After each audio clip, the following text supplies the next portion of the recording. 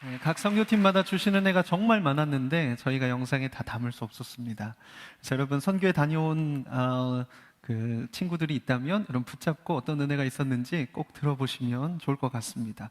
영상에서 보신 것처럼 우리 공동체는 그 어떤 때보다 뜨거운 여름을 보냈습니다. 인도와 네팔, 케냐, 인도네시아, 일본, 이천, 상주까지 5개의 해외 지역과 그리고 3개의 국내 지역을 섬기면서 총 8개의 선교팀이 여름 단기 선교를 다녀왔습니다. 오늘은 그 선교지에서 경험했던 은혜와 하나님께서 행하신 일들을 나누는 보고 예배로 드려지고 있습니다. 이번 여름에 우리 청년부에서는 총 230명의 청년들이 선교지로 나갔습니다. 제가 그것을 보면서 참 감사한 것이 우리 공동체 안에 헌신된 청년들이 많이 있구나 하는 사실입니다. 선교를 향한 마음을 가지고 일정을 조율하고 재정을 씨름하고 또 훈련을 받으며 사역을 준비한다는 것은 쉬운 일이 아닙니다. 또 처음 만나는 사람과 관계를 맺고 사역을 함께 한다는 것도 도전의 영역입니다.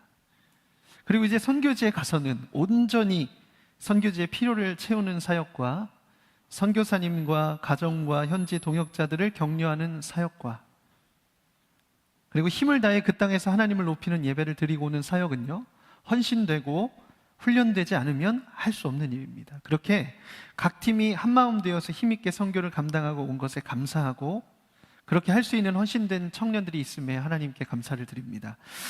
그 8개의 선교팀원들이 지금 여기 이렇게 앞자리에 앉아 있습니다. 하나님의 나라를 확장하고 돌아온 우리 선교팀원들을 향해서 여러분 축복과 따뜻한 격려의 박수로 한번 격려하면 좋겠습니다. 선교팀도 서로서로 좀 격려할까요? 네, 여러분 정말 자랑스럽습니다. 너무 수고하셨습니다. 그런데 선교팀원들만 선교를 한 것이 아니고요, 이 자리에 남아있던 400명의 청년들이 재정과 기도로 동역하며 선교팀을 파송했습니다. 선교팀만 가서는요, 선교를 하는데 제약이 있어요. 반드시 사역을 위한 재정이 필요합니다. 전쟁을 하면 물자와 자원이 공급되어야 되듯이 선교도 후방 지원이 든든해야 돼요. 8개의 선교지를 섬기기 위해서 얼마나 많은 재정이 필요했겠어요? 선교팀의 체류비와 선교지의 선교 사역비 마련을 위해서 정말 많은 분들이 재정으로 같이 싸워주셨습니다.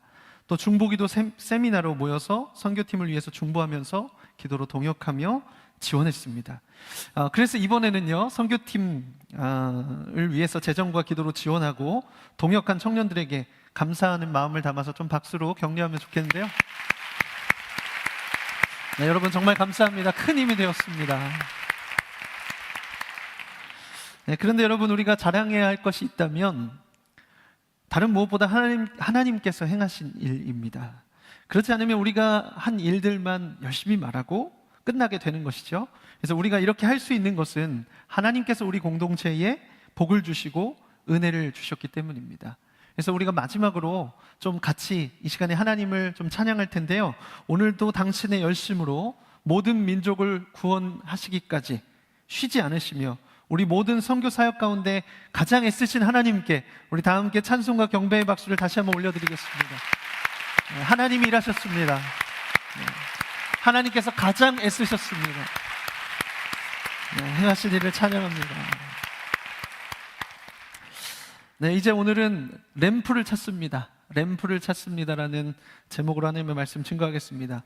제가 잠깐이지만 지난 몇 주간 모든 선교팀의 애프터 모임에 가봤습니다. 네, 여러분 기도할 때, 뭐 밥 먹을 때, 막 나눌 때, 그럴 때 틈틈이 가서 여러분을 보고 왔습니다. 얼마나 얼굴들이 밝은지, 얼마나 얘기하고 싶은 게 많은지, 또 얼마나 뜨겁든지 제가 들어갈 틈이 없더라고요. 아는 채도 안 해요. 막 나누느라 막 바빠요. 근데 단순히 친해져서만 그런 것이 아니고 선교지에서 하나님께서 행하신 일들을 함께 경험했고 또 사역 가운데 함께 어려운 시간을 통과하면서 나눌 이야기가 많은 것이죠. 선교지는 우리에게는 은혜의 땅이에요.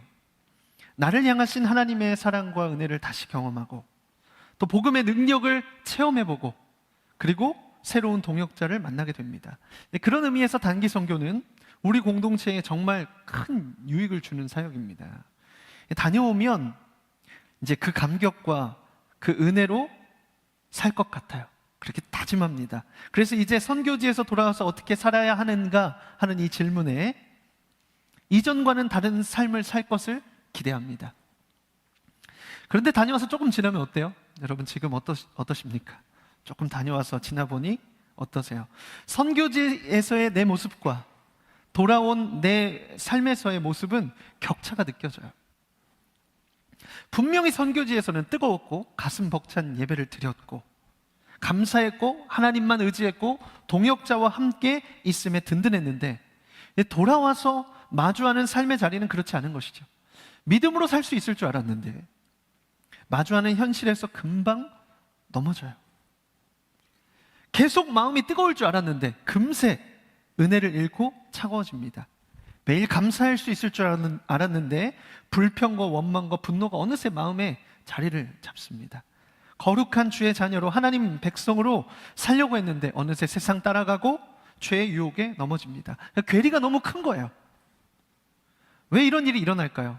왜 우리는 선교지에서의 그 뜨거웠던 그 감격스러웠던 모습처럼 살기 어려울 것일까요? 저는 그것이 내 삶의 자리를 어떻게 인식하는지와 관계가 있다고 생각합니다. 레슬리 뉴비긴이라고 하는 스코틀랜드의 선교사가 있었습니다. 그분이 1936년에 스코틀랜드의 장로교회에서 목사 안수를 받고 그 해에 이제 인도 선교사로 파송을 받았습니다. 그리고 그가 인도에서 38년이라는 아주 긴 시간 동안 선교 사역을 잘 마치고 1974년에 다시 고국으로 돌아왔습니다. 돌아와서 깜짝 놀랐어요. 다시 돌아온 영국은요, 너무 세속화가 되어 있던 거예요.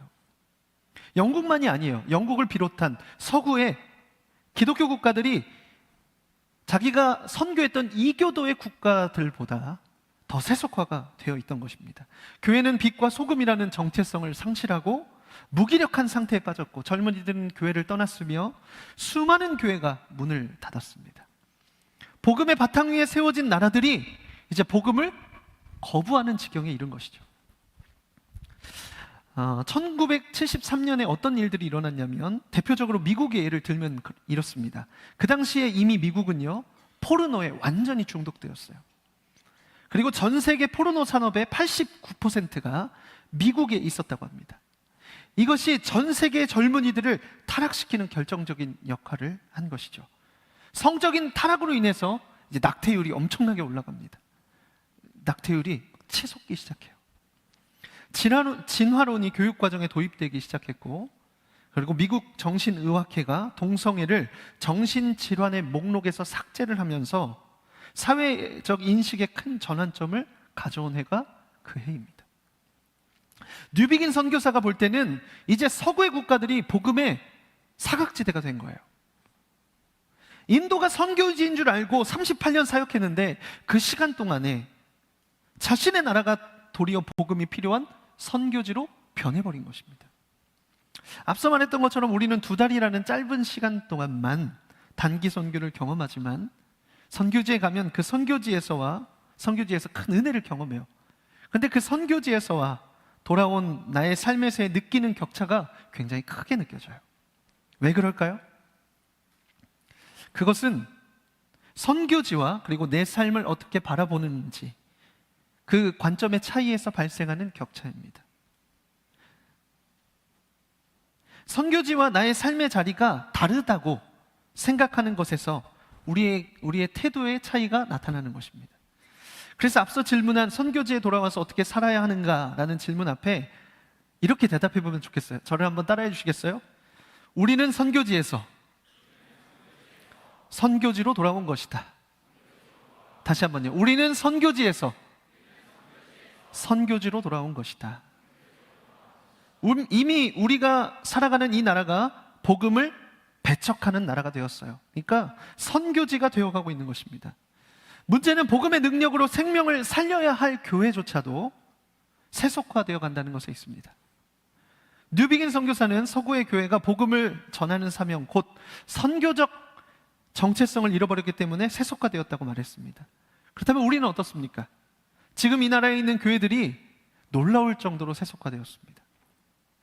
물질 만능주의가 세상뿐 아니라 이미 교회 안에 들어와서 완전하게 자리를 잡았어요. 목회자부터 물질과 그리고 성적인 문제로 무너졌습니다. 그러니 자연히 교회 안에 있는 성도들은 모든 세대를 막론하고 죄에 대한 감각이 둔해져서 물질을 숭배하고 성적인 타락으로 이어지는 것입니다. 또 우리가 사는 시대는요, 불편을 끼친다는 이유로 더 이상 전도하지 않고 복음을 증거하지 않는 것이 미덕이 되었습니다. 교회가 거룩함도 없고 그리고 생명을 살리는 능력도 없습니다. 복음을, 그리고 복음의 능력을 완전히 상실하는 것이죠.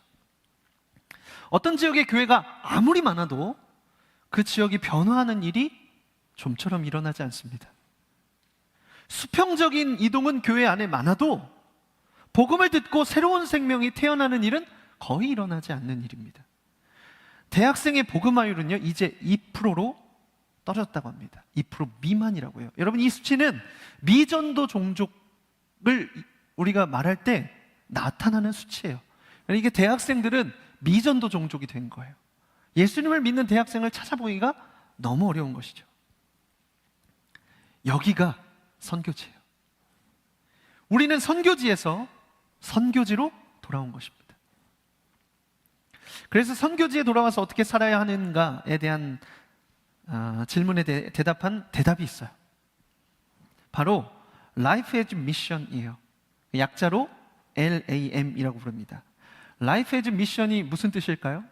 Life as Mission, 삶을 선교처럼 살아간다는 뜻입니다. 삶의 현장이 선교지가 되었음을 인정하고 선교적 삶을 살아간다는 뜻입니다. 그렇다면 선교적 삶을 살아간다는 것은 무엇을 의미하는 것일까요? 오늘 우리가 읽은 본문은요, 선교적 삶을 잘 나타내주는 본문입니다. 우리 본문 14절 말씀을 같이 한번 읽겠습니다. 너희는 세상의 빛이라. 산 위에 있는 동네가 숨겨지지 못할 것이요. 그리스도인을 세상의 빛이라고 부르십니다. 그리스도인의 정체성이 바로 빛입니다. 왜 우리를 세상의 빛이라고 부르실까요? 왜 우리를 세상의 빛이라고 부르실까요? 그것은 곧 세상이 어둡기 때문입니다. 여러분, 이것을 모르면 선교지만 복음이 필요하다고 착각합니다. 시즌으로 선교하고 돌아와서는 우리의 삶에서는 복음이 필요하지 않다고 생각할 수 있어요. 아니에요. 우리가 속하여 살아가는 세상은요, 어두워서 빛이 필요한 곳입니다. 그것이 우리가 세상과 그리고 내가 속한 삶의 자리를 바라보는 관점이어야 합니다. 이 어두운 세상에 먼저 빛으로 오신 분이 계시죠. 바로 우리 주 예수 그리스도십니다. 예수님은 소망 없는 어두운 이 세상에 구원의 빛으로 오셨어요. 요한복음 12장 46절에 나는 빛으로 세상에 왔나니 무릇 나를 믿는 자로 어둠에 거하지 않게 하려 함이로라. 예수님은 어두운 세상에 한 줄기 빛으로 오셨습니다. 그가 지으신 세상을 구원하시고자 말씀의 신구가 그가 육신을 입고 이 땅 가운데 오셨어요. 요한복음 8장 12절에도 이와 같이 말씀하셨습니다. 우리 같이 한번 읽겠습니다. 예수께서 또 말씀하여 이르시되 나는 세상의 빛이니 나를 따르는 자는 어둠에 다니지 아니하고 생명의 빛을 얻으리라. 아멘. 예수님이 오신 이유는요, 어둠 속에 있는 자들이 더 이상 어둠 속에 살지 않고 생명을 얻게 하려고 오셨습니다.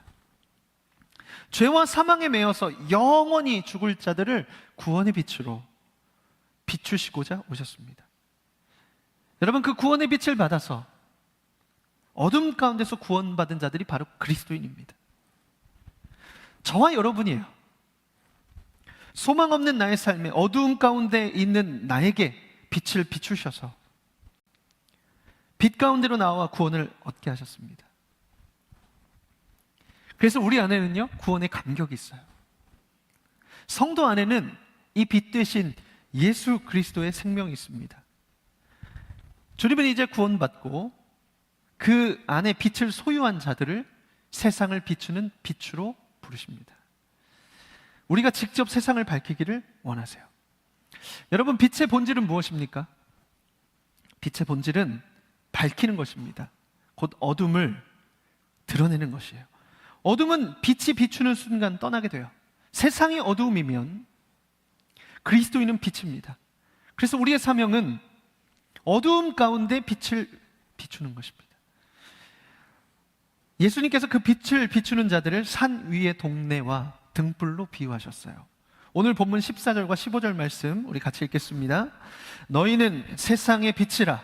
산 위에 있는 동네가 숨겨지지 못할 것이요 사람이 등불을 켜서 말 아래에 두지 아니하고 등경 위에 두나니 이러므로 집안 모든 사람에게 빛이 느니라. 빛은 숨겨지지 않는데요, 가리려고 해도 드러나는 것입니다. 그게 빛의 속성이에요. 그래서 빛은 낮은 곳에 두지 않고 높은 곳에 둡니다. 그래서 빛을 비추이게 하는 것이죠. 우리는 그래서 빛을 비추는 세상의 빛으로 부르셨습니다. 그런데 문제가 있어요. 세상이 너무 어두워요. 어두운 세상 속에서 내 안의 빛은 너무 작게 여겨집니다. 여러분 그러지 않으세요? 삶을 살아가면서 그리스도인인 것을 드러내고 예수 그리스도의 생명을 전한다고 하는 것이 얼마나 두렵습니까? 그것을 전한다고 무슨 일이 일어날까 싶어서 조심하고 그리고 잘 드러나지 않기로 우리가 마음을 먹기도 하잖아요.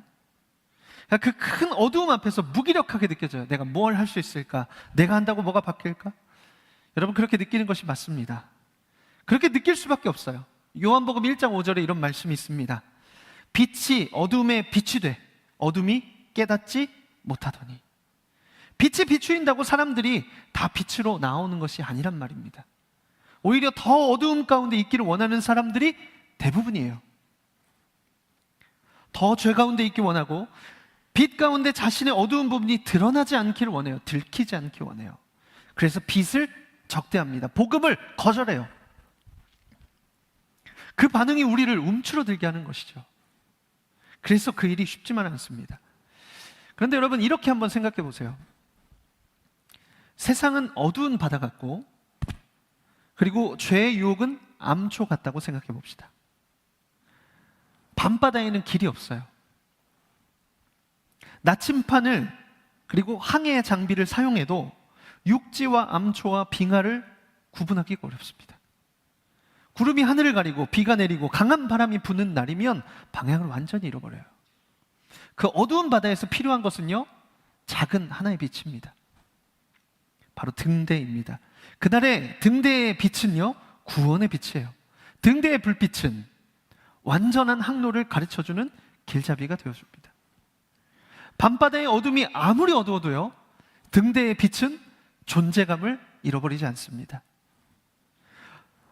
우리가 모든 것을 다 바뀔 수는 없지만 그 자리에 있는 것만으로도 폭풍우와 파도 속에서 길을 잃은 자에게 육지가 가까이 있다는 소망을 그 등대가 주는 것입니다. 그 불빛 하나가요, 많은 생명을 살리게 되는 것이죠. 그래서 빛은 비추어져야 합니다. 등대는요, 날씨와 계절과 상관없이 계속 빛을 비추잖아요. 그 밤바다가 아무리 빛을 가리려고 해도 그 빛은 어두움을 뚫고 누군가에게 소망과 구원의 길을 알려줍니다. 그래서 16절은 이렇게 말씀하십니다. 우리 같이 읽겠습니다. 이같이 너희 빛이 사람 앞에 비치게 하여 그들로 너희 착한 행실을 보고 하늘에 계신 너희 아버지께 영광을 돌리게 하라. 빛을 비추게 하라고 말씀하세요. 이 빛을 드러내어 비춰라 말씀하시는 것입니다. 드러내어 비춰야 어둠 가운데 있다가 길을 찾는 자들이 그 빛을 보고 생명 되신 예수 그리스도께로 나올 수 있는 것입니다. 사랑하는 여러분, 예수님이 참된 빛이시고 성도는 그 빛을 받아서 세상의 등대처럼 등불처럼 어두움 속에 길을 내는 자로 부름을 받았습니다. 그런데 그 빛을 비추이는 곳은 선교지만이 아닌 이제 우리의 삶의 자리가 되어야 한다는 것입니다. 여러분 LAM 라이프 에즈 미션 기억하시죠? 삶이 선교가 되는 거예요. 그런데 그 뒤에 people을 붙이면 어떻게 되는지 아세요? Life as Mission People. 이것을 약자로 하면 램프입니다. Life as Mission People. 등불이에요. 삶의 자리에서 등불이 되는 삶입니다. 등대가 되어서 빛을 비추는 삶이 되는 것입니다. 여러분 살면서 누군가에게 빛이 되어준 경험이 있으십니까? 누군가에게 한 줄기 빛이 되어준 경험이 있으세요? 등불과 등대가 되어준 경험이 있으세요? 여러분이 지금 이 자리에 있는 것은 누군가를 통해서 인도함을 받아서 복음을 듣고 생명을 얻었기 때문입니다. 그것이 부모님이든 친구든 아니면 여러분이 방송을 통해서든 누군가가 전하려고 했던 그 복음, 그 빛을, 그리고 그의 삶과 그의 말과 그의 행동을 보면서 여러분이 예수님 앞으로 나올 수 있는 통로가 된 것입니다. 그렇다면 이제는 우리도 누군가의 빛이 되어 주어야 합니다. 주님은 여러분을 세상의 빛으로 부르셨습니다. 빛은 비추어져야 합니다. 이같이 너희 빛이 사람 앞에 비추게 하여 그들로 너희 착한 행실을 보고 라고 말씀하셨잖아요. 그래서 우리의 신앙은요, 숨겨진 신앙이 아니고 드러난 신앙이 되어야 돼요. 우리 공동체의 마지막 사명, 우리가 말할 때 뭐라고 말하죠? 세상에서 영향력 있는 그리스도인으로 사는 것이라고 말하잖아요. 사랑으로 섬기고 내게 주신 시간과 재정과 은사와 탁월함으로 사람을 섬기는 것입니다. 연약한 자의 아픔을 감싸주고 안아주는 것입니다. 여러분, 그것이 빛을 비추는 삶이에요. 그렇게 할 때 세상과 구별되는 것이죠. 기브 앤 테이크가 있고 빼앗는 세상에서 예수 그리스도의 사랑으로 아낌없이 그리고 어떤 대가 없이 내어주는 것만으로도 우리는 세상과 다른 삶으로 빛을 비추는 삶으로 살아가는 것입니다. 세상과 구별되고 그 안에 있는 그리스도의 빛을 발견하게 함으로 예수님께 나와 참된 생명을 얻게 하는 통로가 되는 것입니다. 그것이 우리의 사명이에요. 여러분, 오늘 그래서 주님은 램프가 될 사람을 찾고 계십니다. 삶의 자리를 선교지로 여기고 거기에서 빛을 비추며 살아갈 그 한 사람을 찾고 계십니다. 여러분, 주님은 우리를 구원하실 때 동시에 빛을 비추는 램프로 부르셨어요. 여러분의 가정과 여러분의 일터와 사회 속에서 그리스도를 나타내는 빛으로 부르셨습니다. 우리가 그렇게 세상에 나가서 빛을 비추려고 할 때 어쩌면 대부분은 여러분을 거절할지 모릅니다. 비난을 받을지도 몰라요. 왜냐하면 어두움 가운데 머물러 있기 원하거든요. 세상은 어두움 가운데 있고 그 어두움 가운데 속한 자는 빛을 싫어하기 마련입니다. 그렇게 어두움 가운데 있는 자들에게 복음의 빛을 전하려면 효율적이어야 되잖아요. 뭔가 강력한 무언가 그들에게 변화가 나타날 만한 능력이 있어야 되잖아요. 그런데 하나님께서는 왜 나를 부르셔서 일하실까? 여러분, 그런 생각 해보셨어요? 직접 하시면 좋을 텐데 훨씬 효율적이고 훨씬 능률이 있고 훨씬 많은 사람들이 돌아올 텐데 왜 나를 부르셔서 일하시는가? 여러분, 그것이 하나님의 방식이에요. 하나님이 일하시는 방식이에요. 한 사람을 통하여서 구원이 들어오고 한 사람을 통하여서 죄사함을 얻게 되고 한 사람을 통하여서 민족이 구원을 받고 한 사람을 통하여서 가정이 회복이 되고 한 사람을 통하여서 열방에 복을 주시는 것, 그것이 하나님의 일하시는 방식입니다. 여러분, 스스로를 너무 작게 보지 마십시오. 사람들의 반응으로만 여러분의 수준을 재단하지 마세요. 예수님이 빛이라고 하셨으면 빛입니다. 그분이 세상의 주인이시며 왕이시며 심판자세요. 우리가 그렇게 노래했잖아요. 모든 민족의 주권자이시고 모든 민족의 왕이시며 찬양을 받기에 합당하시다. 근데 그분이 우리를 향해서 빛이라고 말씀하시면 우리는 빛인 것입니다. 우리를 빛이라고 하신 주님이 여러분의 삶의 자리에서 빛을 비추는 자로 살아가게 하실 능력을 부어주실 것입니다. 빛을 비추는 것을 내 힘으로 하잖아요. 그러면 하루도 못해요. 빛을 비추는 것은 고사하고 믿음을 지키는 것조차, 거룩함을 지키는 것조차 우리의 힘으로 할 수 없습니다. 그런데 나를 드리면, 하나님 나를 빛이라고 말씀하셨고 예수님 나를 빛이라고 말씀하셨으니 나를 드려서 내 안에 있는 예수 그리스도의 빛이 세상 가운데로 내 주변으로 나타나기를 원합니다 하고 나를 드리면 나의 작은 인생과 삶을 통하여 주님이 일하십니다. 여러분, 우리 속에는요 꺼지지 않는 빛이 있어요. 곧 예수 그리스도의 생명의 빛입니다.